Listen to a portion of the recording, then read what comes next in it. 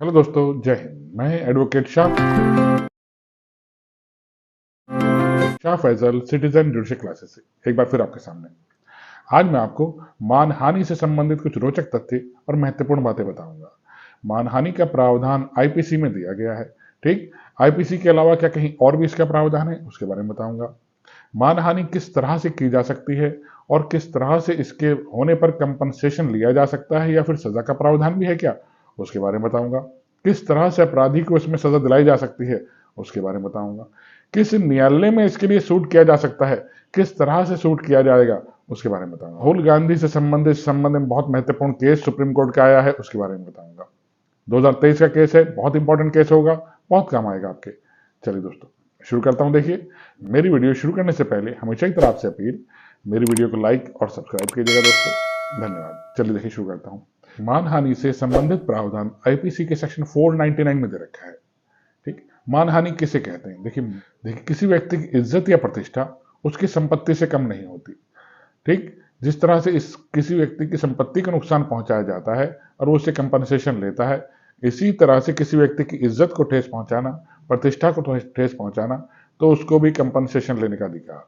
मानहानि लिखकर, बोलकर या संकेतों के माध्यम से किसी व्यक्ति के प्रति लांछन लगाना, झूठे अपशब्द बोलना, झूठे अपशब्द लिखना या उन्हें प्रकाशित करना, इस तरह से मानहानि होती है। या किसी व्यक्ति को अपशब्द बोलना इज नॉट डिफेमेशन। ठीक, ये मानहानि नहीं है। मैं कमरे के अंदर किसी व्यक्ति को गाली दे रहा हूं या अपशब्द बोल रहा हूं या उसके मन को ठेस पहुंचा रहा हूं, यह मानहानि नहीं है। मानहानि वो है जब उसका प्रकाशित किया जाना आवश्यक है, समाज में लाउड स्पीकर के माध्यम से या किसी ऐसे माध्यम से जिससे समाज में उसकी प्रतिष्ठा को ठेस पहुंची है, यह मानहानि कहलाती है। इसका दंड सेक्शन 500 में दे रखा है। 2 साल का दंड न्यायालय इसमें दे सकते हैं और जुर्माना लगा सकते हैं, या फिर दंड और जुर्माना दोनों लगा सकते हैं धारा 500 में आईपीसी में। ये तो हो गई सजा का प्रावधान।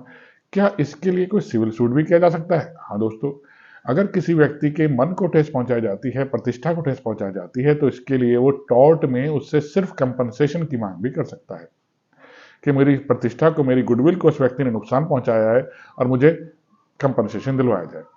ठीक दोस्तों, इस तरह से टॉर्ट में जाकर सिविल केस कर उससे कंपनसेशन की डिमांड भी की जा सकती है। देखिए, मानहानि के दावे के लिए इंपॉर्टेंट बैठता है किस कोर्ट में इसका दावा किया जाता है। इसके लिए समझना पड़ेगा आपको, आपने उस व्यक्ति से जिसकी मानहानि हुई है वो कितना कंपनसेशन उस व्यक्ति से चाह रहा है जिसने उसकी मानहानि करी है। उसके लिए आपको समझना पड़ेगा आपने कितना कंपनसेशन मांगा है।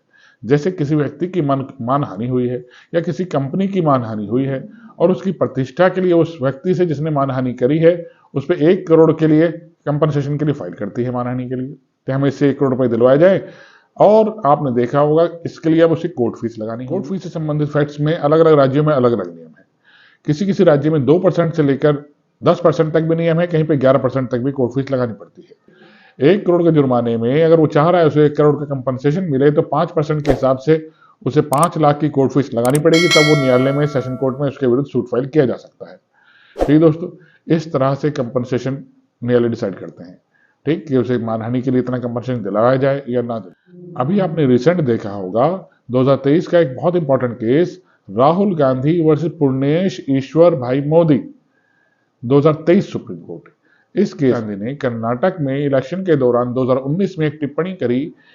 गुजरात राज्य में चीफ जुडिशियल मजिस्ट्रेट के समक्ष एक केस फाइल किया गया पूर्णेश भाई द्वारा। चीफ जुडिशियल मजिस्ट्रेट ने राहुल गांधी को इस संदर्भ में 2 साल की सजा और जुर्माना लगाया। 2 साल की सजा होते ही उनको देखिए अपनी संसद सदस्यता से आर्टिकल 1021 के अकॉर्डिंग उनकी सदस्यता से भी हाथ धोना पड़ा, प्लस पीपल रिप्रेजेंटेशन एक्ट के सेक्शन 8 के अंदर उनकी लोकसभा सदस्यता भी चली गई। क्यों? क्योंकि कोई भी सजा याफ्ता व्यक्ति एमपी एमएलए नहीं बन सकता। पीपल रिप्रेजेंटेशन एक्ट हमें ये बताता है। प्लस में संविधान के आर्टिकल 1021 क्या कहता है, ध्यान से देखिएगा।